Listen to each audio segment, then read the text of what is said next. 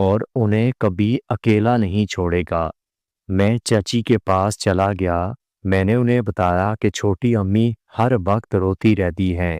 جب چچی نے اپنی بہن کی بات سنی کہ وہ پریشان ہے تو چچی میرے ساتھ میرے گھر آئی۔ چچی سیدھا چھوٹی امی کے کمرے میں گئی۔ چھوٹی امی اس وقت بھی رو رہی تھی۔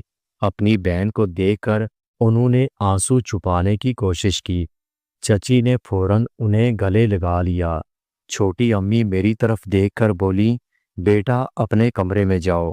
میں وہاں سے نکل کر ان کے کمرے کی کھڑکی کے پاس کھڑا ہو چکا تھا۔ وہ دونوں بیڈ پر بیٹھی تھیں۔ ان کی آواز صاف سنائی دے رہی تھی۔ چھوٹی امی کہہ رہی تھی، آپی میں اکیلے رہ کر تھک گئی ہوں۔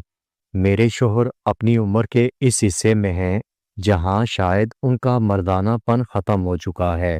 جب وہ گھر آتے ہیں تو اکثر تھکے ہوئے ہوتے ہیں اور میری ضروریات ادھوری رہ جاتی ہیں۔ بہن کی بات سن کر چچی کہنے لگی، تمہارا شوہر 2 ماہ کے بعد ہی صحیح لیکن گھر تو آتا ہے۔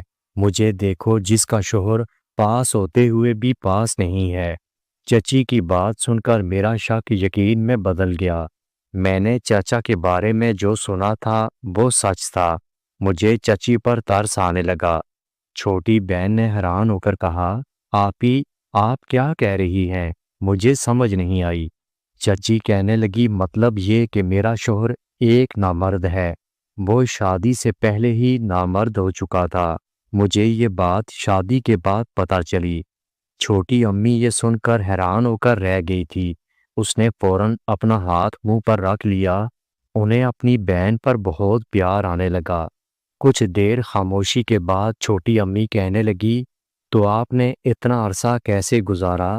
کبھی مجھے یا کسی اور کو کیوں نہیں بتایا؟ کیا آپ کا دل نہیں کرتا؟ آپ کے جسم کو طلب نہیں ہوتی؟ کیسے گزارا کرتی ہیں؟ چھوٹی امی بہت حیران ہو رہی تھی۔ وہ سمجھ نہیں پا رہی تھی کہ کوئی انسان ایسے